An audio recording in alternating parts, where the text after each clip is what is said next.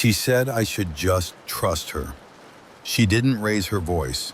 That's what made it feel final. You should just trust me. Not as reassurance, as instruction. We were sitting in the car when she said it, parked, engine off. The conversation had already been going in circles for 10 minutes. It started with something simple. She mentioned she'd be spending more time with someone new, a guy she met through friends. She said his name casually, like it didn't matter. He's cool, she added quickly. Nothing weird. I nodded. Okay, I said. Where did you meet him? She exhaled sharply. Why does it matter? I glanced at her. It doesn't, I said. I'm just asking. That's when she said it. You should just trust me. The way she said it bothered me. Not defensive, not apologetic, certain, like the conversation should end there. We'd been together almost 2 years, long enough that trust wasn't theoretical. It was built through consistency, through transparency. At least, that's how I understood it. She explained that she didn't want to feel questioned, that she didn't want to feel like she had to explain every interaction, that trust meant freedom.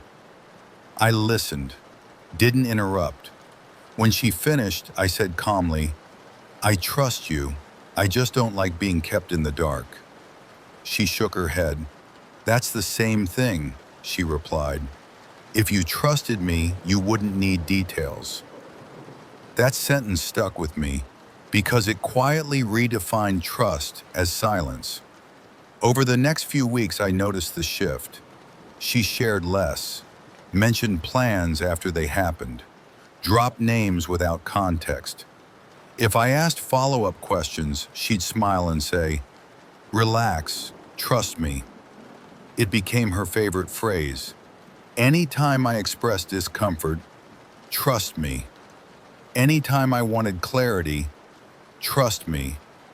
Anytime something didn't add up, why can't you just trust me? One evening she came home late, later than usual. She walked in smiling, energized. Good night? I asked. She nodded.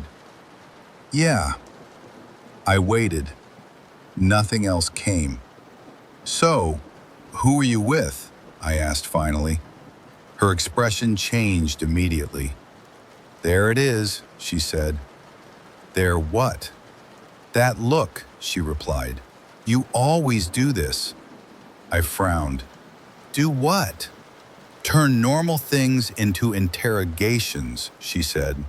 It's exhausting.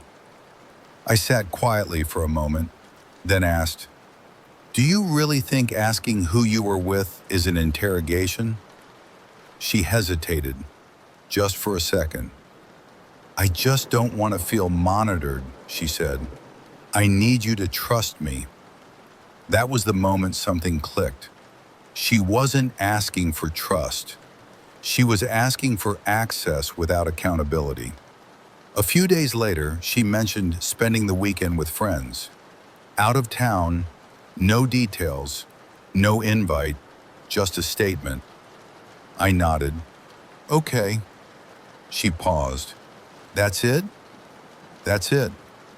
She studied my face, looking for concern, for resistance, for questions.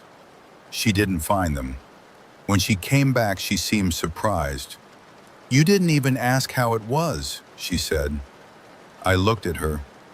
You said you wanted trust, I replied, so I trusted you. She frowned. That's not what I meant. I nodded slowly, and in that moment I realized something important. She didn't want trust. She wanted reassurance without transparency. And once I saw that clearly, I knew this wasn't about jealousy. It was about boundaries. She wanted trust, not questions. After that conversation, I decided to do exactly what she asked. I trusted her, at least the version of trust she described. I stopped asking follow-up questions. If she mentioned plans, I didn't dig for details. If she came home late, I didn't ask why. If she dropped a name casually, I didn't react. Not to make a point, to observe. At first, she seemed relieved, lighter. She smiled more, joked more, like the tension she blamed on my questions had disappeared. But something else changed too. She started sharing even less. Not because I asked less, because she assumed she didn't need to explain anything anymore. She'd say things like, I might be out late, meeting people, just hanging out. No context, no follow-up. And if I stayed quiet, she'd look at me sideways, almost disappointed. One evening, she mentioned grabbing drinks after work. With friends, she said. I nodded. Have fun. She paused. That's all? That's all. She smiled, but it didn't reach her eyes. Later that night, she texted me a photo, a group shot, smiling faces, dim lights. I replied politely, looks fun. Nothing else. She didn't respond for hours. When she came home, she seemed unsettled. You didn't really check in, she said. I didn't want to seem like I didn't trust you, I replied. She frowned. That's not what I meant. I noticed the pattern then. When I asked questions, I didn't trust her. When I didn't ask questions, I didn't care. There was no version of me that felt right to her. Over the next week, she started testing me, mentioning people casually, dropping details halfway through conversations, leaving stories unfinished, watching to see if I'd fill in the gaps. I didn't. One night, she said something deliberately vague. I ran into someone you'd probably have questions about. I looked at her. Do you want me to ask? She hesitated, then laughed. You're impossible. That reaction stuck with me, because it wasn't frustration, it was discomfort. She wanted trust to look a specific way, silent, unquestioning, convenient. A few days later, she went out again, came home late, later than usual. She dropped her bag and said casually, it was a long night. I nodded. Sounds like it. She waited. I stayed calm. You're really not going to ask? She said finally. I met her eyes. You told me that trust meant not needing details, I replied. I'm respecting that. She looked away. For the first time, she didn't have a comeback.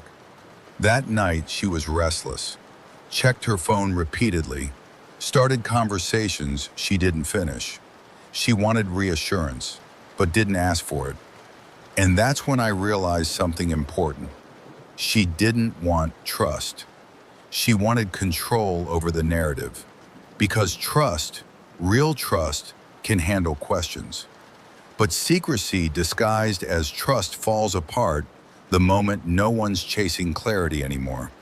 And slowly, quietly, the balance started to shift. Her rules changed. The contradiction didn't announce itself. It slipped in quietly, through small moments that didn't add up. It started one afternoon when she asked me a question I hadn't heard in weeks. Who were you texting? Her tone was casual, almost playful. I looked up. A friend, I said. She raised an eyebrow. Which one? I paused, then smiled. Why does it matter? She didn't like that. That's different, she said immediately. I nodded. Is it? She crossed her arms. I'm just curious. I leaned back. So am I replied. That was the first time she looked genuinely annoyed. A few days later, it happened again. I mentioned grabbing coffee with someone from work. Nothing dramatic, just a passing comment. She stopped what she was doing. Who? She asked. I shrugged. Does it change anything? She frowned. I just want to know. I met her eyes. I thought trust meant not needing details. She sighed loudly. Why are you doing this? Doing what? I asked. turning things around on me. That sentence told me everything. She didn't want trust. She wanted asymmetry, freedom for her, clarity for me. Over the next few days, it became obvious. If I was vague, it was suspicious. If she was vague, it was trust. If I asked questions, I was insecure. If she asked questions, it was normal. One night we were sitting together when my phone buzzed. She glanced at the screen instinctively. "Who's that?" she asked. I looked at her calmly. "Why?" She hesitated. "I just wondered." I nodded. "Relax," I said gently. "Trust me." Her jaw tightened. "That's not fair." I smiled slightly.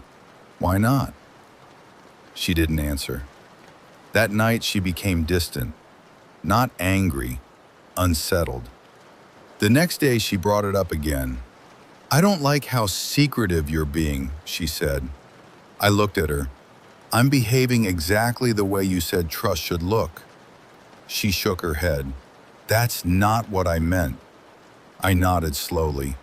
"I know," I said, "but that's what you asked for." She paced the room. "You're doing this to make a point." "No," I replied calmly. "I'm doing this to understand the rules." She stopped pacing. "What rules?" "The ones that only seem to apply to me," I said. Silence. For the first time, she couldn't reframe it. She couldn't call me insecure. She couldn't accuse me of controlling because I was using her own words. That scared her. She tried to regain ground, started asking where I was going, who I'd be with, when I'd be back. I answered politely, briefly, without detail. "You're being distant," she said one night. I nodded. "I'm being consistent." She didn't sleep well after that. I could tell. She shifted, checked her phone, turned toward me, then away again. She had wanted trust to mean silence. She hadn't expected silence to apply both ways. And that's when the balance tipped. Because once someone realizes the rules they created don't protect them anymore, they panic. She didn't like trust when it went both ways. The tension didn't explode, it condensed into silence, into hesitation, into moments where she looked at me like she was trying to figure out when she lost control of the situation. A few days after that last conversation, she finally said it. "I don't like how things feel right now." We were in the kitchen, no phones, no distractions. I nodded. "Me neither." She looked surprised by that. "I feel like we're drifting," she said, "like you're pulling away." I took a breath. "I stopped filling in the gaps," I replied. "That's not the same thing." She frowned. "What gaps?" "The ones where I used to reassure myself because you wouldn't reassure me," I said calmly. She sat down slowly. "This wasn't supposed to happen," she said quietly. I looked at her. "What was supposed to happen?" She hesitated, then said the truth without realizing it. "I thought once you trusted me, things would be easier." There it was. Not trust, compliance. I leaned back in my chair. "So did you want trust?" I asked. "Or did you want fewer questions?" She didn't answer right away. Then she said, "I didn't want to feel restricted." I nodded. "And I didn't want to feel excluded," I replied. "So we were asking for different things." She tried one last time to soften it. "I think we just misunderstood each other." I shook my head gently. "No," I said. "We understood each other perfectly. We just wanted different outcomes." She asked if we could reset, start over, communicate better. I thought about it, honestly, and I realized something important. Resetting would still mean I had to ignore patterns to keep her comfortable. I don't want to reset, I said quietly. Her eyes widened. So that's it? I nodded. That's it. She didn't cry. She didn't argue. She just stared at the table like she was replaying the last few weeks in her head. When did you decide this? She asked. I considered it. Probably when I realized you liked trust more when it didn't require transparency. That landed hard. We ended things calmly. No shouting, no accusations, just decisions. Over the next few days, we separated our lives. I packed my things slowly, deliberately. She watched from the doorway, quiet. You're really okay with this? She asked softly. I looked at her. I'm okay with not doubting myself anymore, I replied. She nodded. Didn't try to stop me. Weeks later, I heard through mutual friends that she was confused, that she didn't understand how things ended without a fight, that she thought I'd eventually come back once things settled. But nothing needed to settle. The truth had already surfaced. Here's what I learned. When someone says, just trust me, but resists transparency, they don't want trust. They want comfort without accountability. Trust isn't the absence of questions. It's the willingness to answer them. Walking away quietly doesn't feel powerful at first. It feels unfinished. But over time, that quiet turns into clarity. I didn't block her. I didn't expose her. I didn't need a dramatic ending. I just stepped out of a dynamic where trust only worked one way, and that was enough.